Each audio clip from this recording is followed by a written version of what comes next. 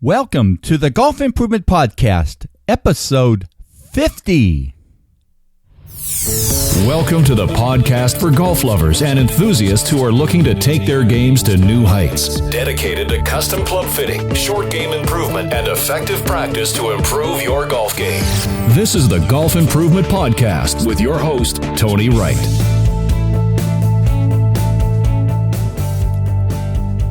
Hello, this is Tony Wright from Game Improvement Golf in Oak Ridge, Tennessee, with the Golf Improvement Podcast, dedicated to bringing you useful information on custom club fitting, short game improvement, and effective practice techniques to take your game to new heights. Yes, how about that? Episode 50. What is it about us that find these numbers and these sort of round numbers and sort of like to celebrate them especially? But thanks to everybody who's done interviews, who's done these 50 interviews with me. Thanks to all you folks who listen. And I know there are a lot of people that listen every week, and I really appreciate that. And also, particularly thanks to my wife, who every Monday morning has to put up with me getting up and doing my little front and back part recordings for my podcasts and listen to me say, test, test, test, test. She's a real good sport about that. Well, I want to talk for a minute before the interview about my upcoming golf trip, which starts this Wednesday. We go down to Georgia and Florida. And it seems like almost every year there's something that happens associated with that. One year it was the start of my rheumatoid arthritis, and that was a crazy year. But this year, about 2 weeks ago, I was standing in the kitchen, twisted my arm, and I felt a little twinge. And I was scared because most people get afraid of rotator cuff. Turns out I have something called a biceps tendon strain. And it seems to be getting better, but I haven't touched a golf club for 3 weeks. I'm going to go down on the trip without practicing and without really playing any. But I'm a little bit interested in that this year because, as you know, I've been working on becoming certified in Steve Yellen's fluid motion factor process and program. And so I'm curious about this experiment of using fluid motion cues in my golf game, and maybe with a little less intensity and a little less practice and a little less drama before the trip. Who knows? Maybe I'm going to play some great golf down there. At least I'm kind of confident of that. So you'll hear more about that later when I get back. But looking forward to a trip. Looks like the weather's going to be great for us. So with that, I know you're going to enjoy this interview with a good friend of mine, Greg Courtney from Courtney's Custom Clubs, who was recently named the 2016 International Clubmakers Guild North American Clubmaker of the Year.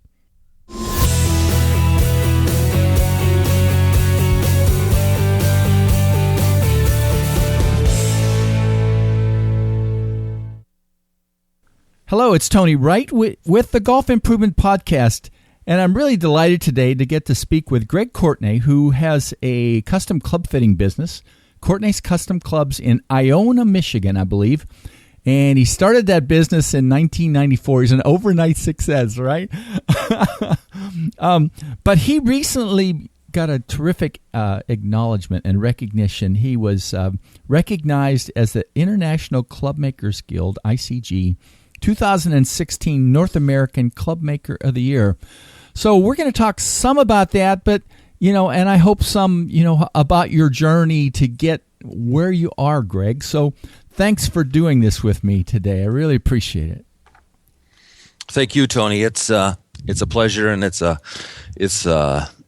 adventure that I'm looking forward to. That's for sure. So yeah. Well, as I usually start these, I'd like to talk a little bit about your story. How you first got interested in custom club fitting.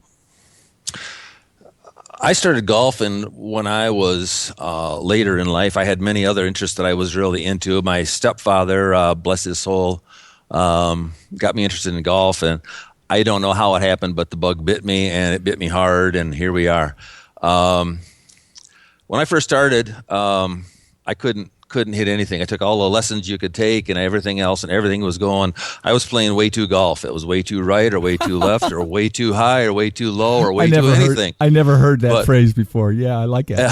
But I mean, I've seen that a lot since then too. But anyway, and I had clubs that were, supposed to be good. I mean, I bought a set that were supposed to be right up there with sliced bread, and it just anything wasn't working. And one of my coworkers was selling one of his major manufacturer type brand clubs, and I thought, here we go. That's a good set of clubs. I'll have those. I can hit them. And I took them out early in the season, and everything was still way too this and way too that, and I just couldn't. Well, I finished the season with those, wondering what I was going to do. Going to go back to my old other activities. And I was reading an advertisement in one of the golf magazines, and it was in there. It was talking about, if you're doing this, if you're doing that, call this number. Well, I called that number and talked to this gentleman, and he asked me to measure my wrist to floor, asked me to measure my hand size, and wanted to know how tall I was. And I gave him that information. He put me on hold and came back in a minute or so and said, Greg, your clubs, and he wanted to know also what clubs I was playing with. And he said, your clubs are 1/4 of an inch too short. You need to be 1/4 of an inch longer. You need to have the toe of those clubs, those irons bent 2 degrees upright. And you need to have 2 more wraps of tape under your grip.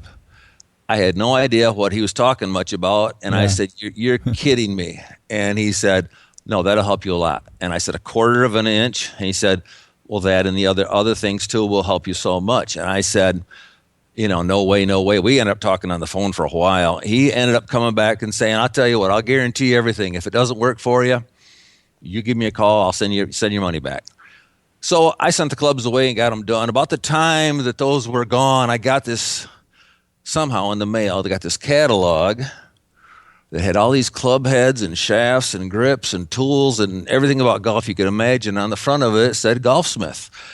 And I thought, what in the world? Well, I wanted a new driver anyway, so I started looking around through the whole thing, and in the back of it somewhere was a little booklet that I could order about making golf clubs. So I ordered that first. I read that probably 20 times. And then I thought, you know what, let's do this. So I ordered the shaft and the head and the grip, and got it in, and the epoxy, everything I needed, I ordered, got it in. About the same time I did that, the irons that I'd sent away came back. My family and I were going on spring break, because up here where I live at that time, there was about 1 foot of snow on the ground. Yeah. And so anyway, got the driver together, took the irons with me. We went to Florida, and I played golf, and everything that was way too before, all of a sudden was way straight, way everything. The irons I couldn't believe. I thought 1/4 of an inch, 2 degrees and 2 wraps. No, there's no way.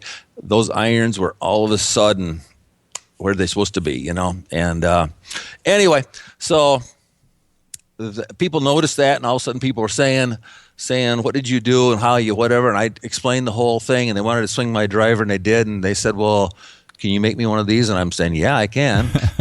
Yeah. And these weren't even fit clubs, but people loved them. I mean, the one driver I built for a guy, he must have played that for 12 years. I just put a new grip on it every year, and he was happy. But anyway, I'm big into certifications and things like that, and I knew that I wanted to get educated more. I just love learning. And so I enrolled in a school in Austin, Texas, went to Golfsmith, and I got down there, and, I didn't know it then, but down there I'm introduced to Tom Wishon and Bill Totten and Mike Dugan and Britt Lindsay and Jeff Saffert and various other people that I look back at now and thinking, how lucky was I? That's just fantastic, Anyway, so we did that, and it's worked real well, and the how I came about becoming this is just I don't know, consequential, I guess. It's just the way it worked out, But I knew I wanted to get better at golf, and to do that, I had to get better fit clubs, and it did. And so we're passing it on now. So that's really neat. Wow, everybody's got a little bit different story, Well, I kind of view that. I don't know that people really think this, but to me, there are really not overnight successes at really getting good at custom club fitting. And you mentioned it yourself. You're big into certifications and things. I'm Can you talk a little bit about what would you say, I don't know, the top 3 or 4-ish, maybe major things that have really helped you the most in terms of your journey to becoming a great club fitter? Tony, I started off slowly. I just started doing grips and that kind of thing. And eventually somebody's going to know that you're doing grips, and then they would bring a broken putter or a broken 7-iron or something, and I'd reshaft that. But I started off slowly, and I didn't want to do anything I didn't know how to do. I hate piecemealing things together and that kind of stuff.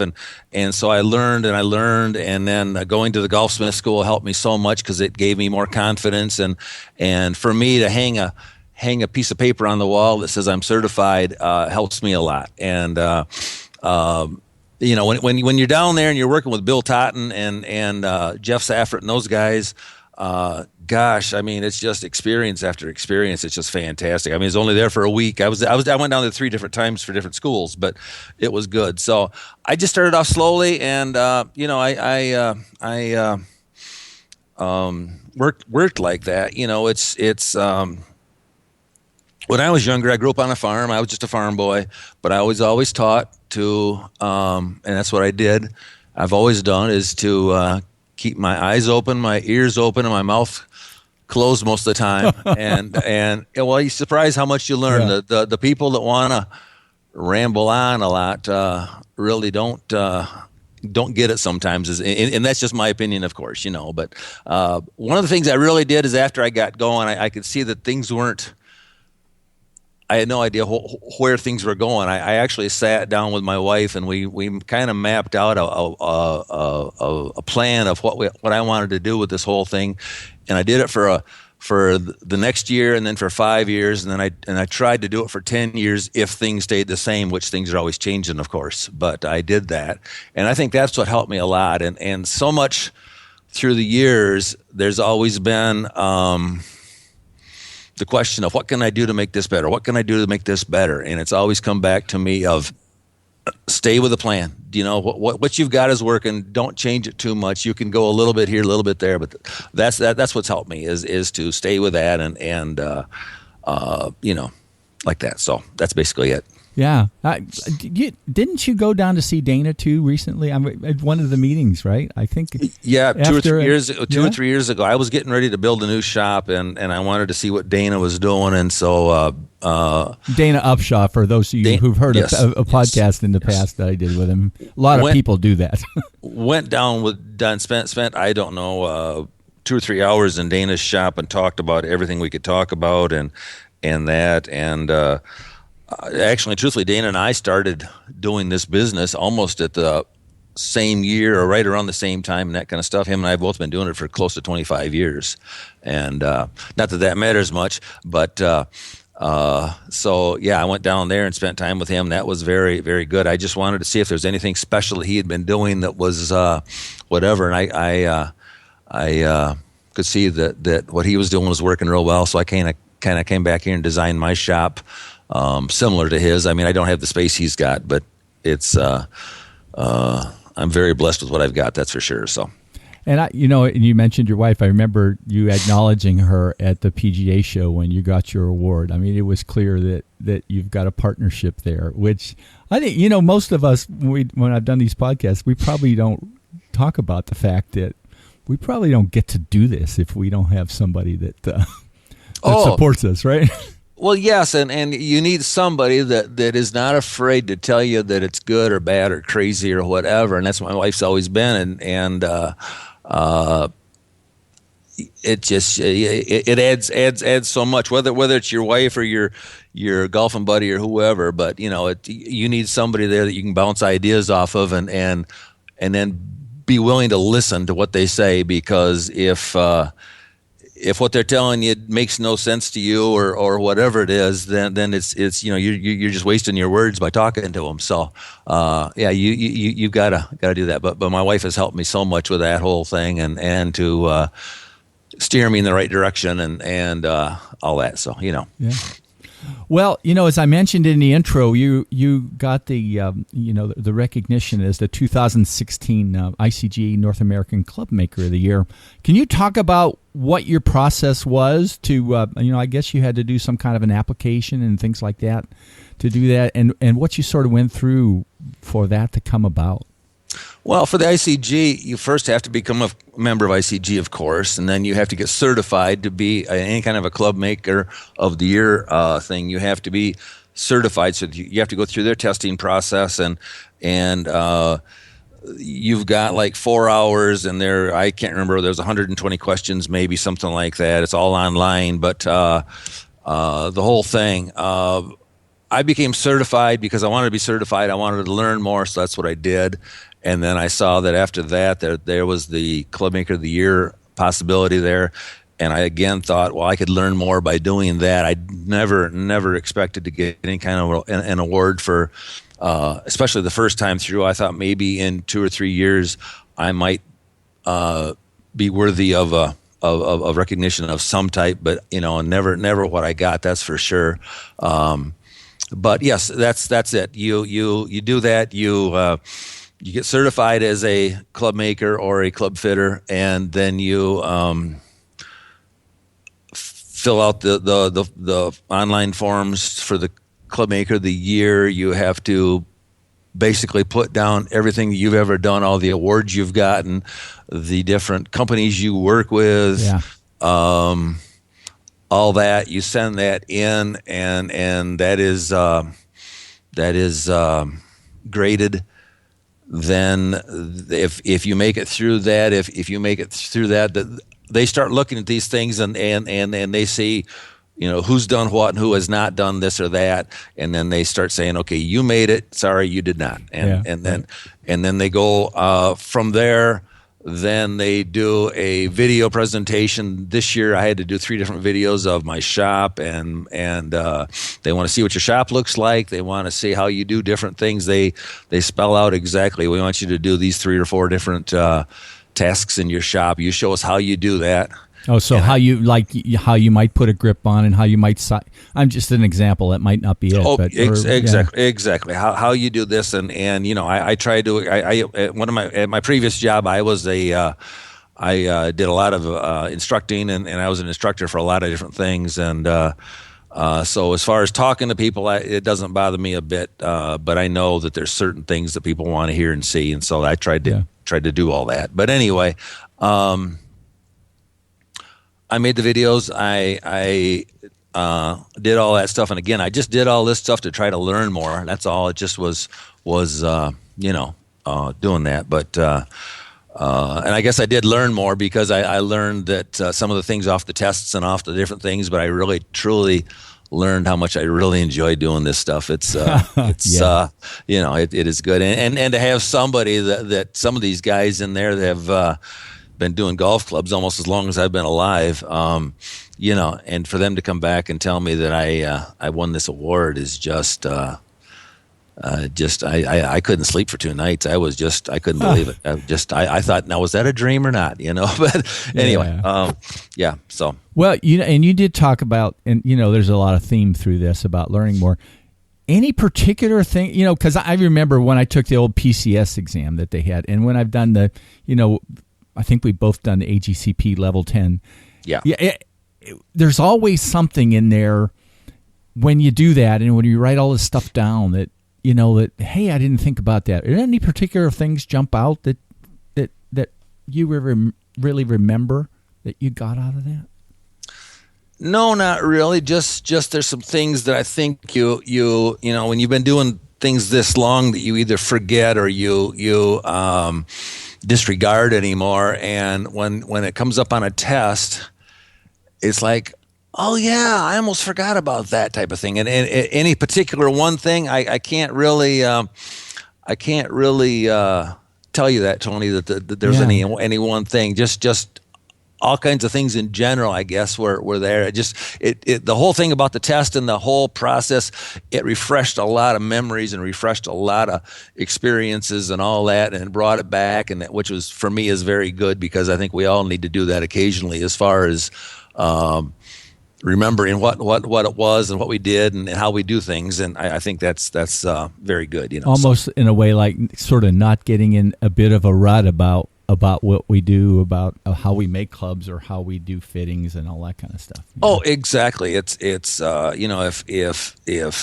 somebody else said this and I agree, the day I quit learning about doing this stuff is probably the day I'll retire, because if I don't open myself up to listening and hearing and experiencing the new things, or the way that somebody else, you and I might make a club a little bit differently, but your way's good and my way's good, and what I might learn from you or somebody else is fantastic, and I think that's getting caught in like you said, into a rut and doing something always the same way all the time may not be the best way, so yeah.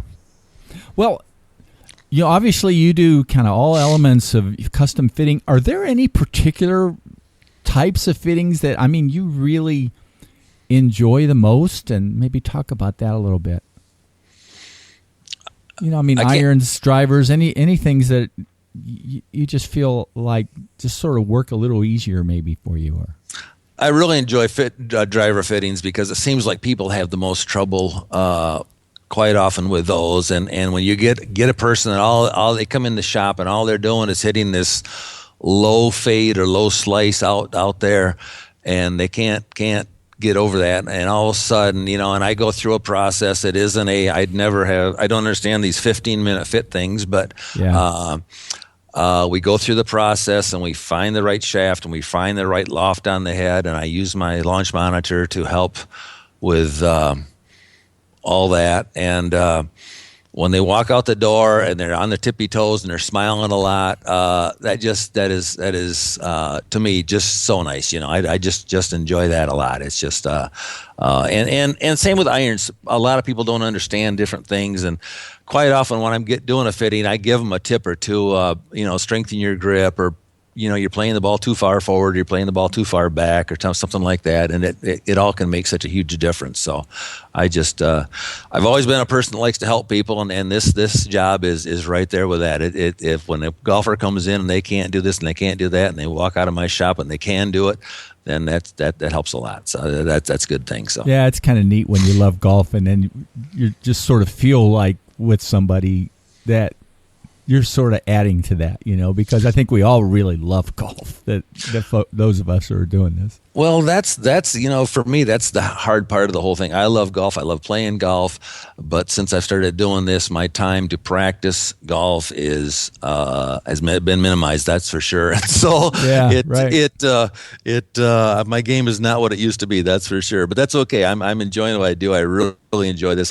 When I get out of bed in the morning, I thank the Lord and I look forward to the whole thing, and I'm very happy with what's going on. So I'm not complaining a bit. So. Well, can you talk about maybe a couple sort of case studies or success stories that you just always look back at and say, wow, that was really neat, had one guy that came from, I don't know, an hour and a half away maybe, and he came and he wanted that, and I fit him for a set of irons, and he couldn't believe the difference. Everything was so much better. Him and I talked back and forth. This guy was starting to age a little bit, and he wanted more distance all the time, which we got him. And he emailed me a question about something, I can't remember what, and I wrote back. And when we were doing the fitting, I asked him how his driver was and was he happy with it, and he said, "Oh, my driver's good." And I said, "Okay." So a couple months later, we're talking about this, and I said, "So how's that good driver working?" He says, "Good." And I said, "Are you ready to move up to a great driver yet?" He said, "What do you mean?" I said, "If your driver's just good, who wants a good driver? We all want great drivers." And I guess that kind of it got him thinking, huh? Yeah, got him thinking. He called me back a couple of days later and said, "When can we do this driver thing?" And so we did. He came back. He'd been fit by a couple of what he said were the top people, not in the state but in the nation, and none of it was working. The one guy he was disappointed in. The other guy had got him more straight down the middle, but he was way short. And so we got done. He picked up almost 30 yards right straight down the middle, and he was quite happy. Of course, he asked that one question is, what can I do to hit it longer? Or what can we do to hit it longer? And I said, I've got one question for you. And he says, what's that? And I said, we can make it longer, but do you mind putting it in the woods on the right or in the pond on the left? And he started laughing and said, I got you. So, Yeah. But that had another old lady. She came to me, and Tony, she was almost crying, and she says, I just love golf, but I can't. The ball doesn't get up in the air. It doesn't go anywhere. I don't understand. We did a fitting for her. I gave her a set of a driver, 3-wood, 5-wood, 7-wood, and they all had more loft on them. And I flatlined all the shafts that fit her so that everything was, every time I'd see her after that, she'd come up and hug me and say, how's my golf guy? You saved my golf. I love you so much. That kind of thing is very, very beneficial. It's stuff you'd never, ever forget, So, but Yeah. and I could keep going on to this, and you don't want to hear all that stuff. So, Well, those are two great stories. I mean, you and I can sense you smiling even as you tell them. So that's. Oh, great. I am. Yes. Yeah. Yes. Well, this has been very good today, Greg. I appreciate it. Sort of here at the end, then, any particular things, about custom fitting, about things golfers should do that maybe you've learned from your experiences that sometimes they don't realize that you want to leave at the end here?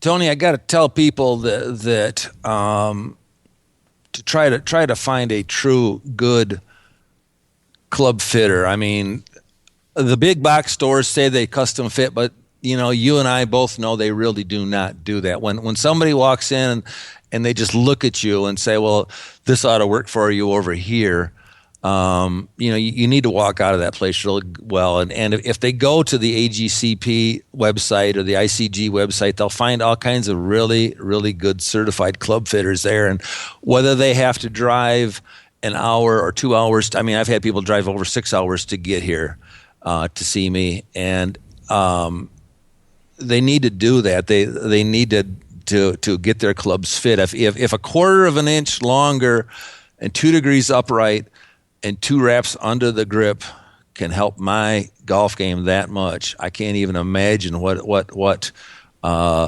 people would experience by getting, some of the clubs are an inch too long for them. And if they got those even just cut down, it would be so much better for them. But to get true custom fit clubs to them, their game will improve so much. It's just I can't stress that enough to anybody. It's just and find somebody that works with you and that you enjoy working with. That's huge. It's just it's a good thing. So Greg, as you said that, I thought of another thing. I hope you don't mind me saying this, but no, I don't think those of us who and we're proud of what we do. But I don't think those of us who have worked hard to do this would mind this question, and that is, why should I come to you? And I have to kind of admit, I don't think many people ask that. I mean, they see stuff on my website, but I really think, anybody listening to this podcast too should not be afraid to answer, to ask that question. And the why should be about, I think we can answer those questions, right?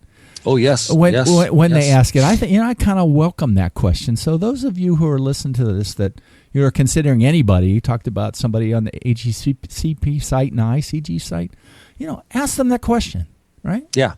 People ask me why, and I say, first of all, you're getting me. I've got experience. I've got that. I only care about you. I said, if you go to the big box stores, they might do a fitting, but the person that just fits you does not build the golf clubs. They send that off to China, Japan, who knows where, and they grab golf clubs out of a rack somewhere, throw them in a box, and here you go. And are they close? Maybe.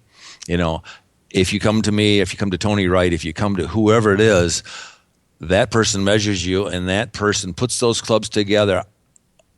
I'm sure you do the same. When I'm putting a club together, each and every club, I am thinking, what can I do to make this club fit this person as well as possible? All I ever try to do is try to make that person have the next shot as good as possible. I'm not, and I tell people, just these clubs are not going to put you on the PGA Tour by any means. Yeah. But all I'm trying to do is give you the best chance in the world to hit your next shot as good as you can hit it. That's all. And if and I think people appreciate that. And I think for most of us, we're all pretty honest. And I think that's one of the huge things. We don't blow smoke where it doesn't belong.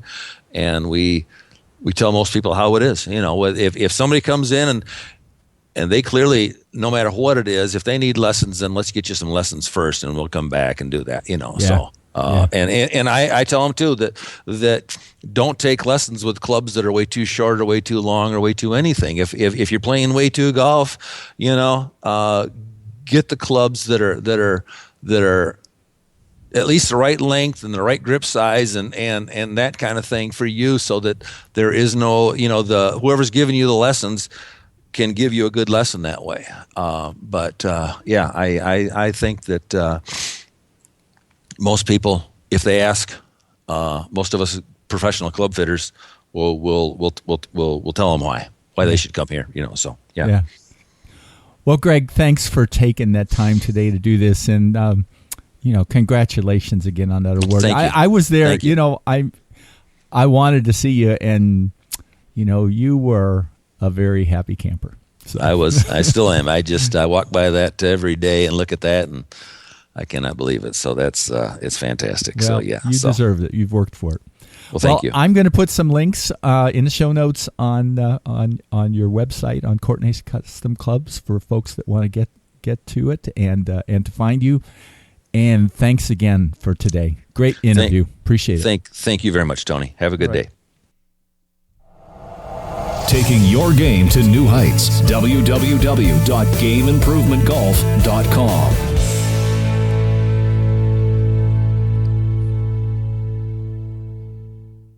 Well, Greg, thanks for that great interview and for talking about your story about becoming a great custom club fitter.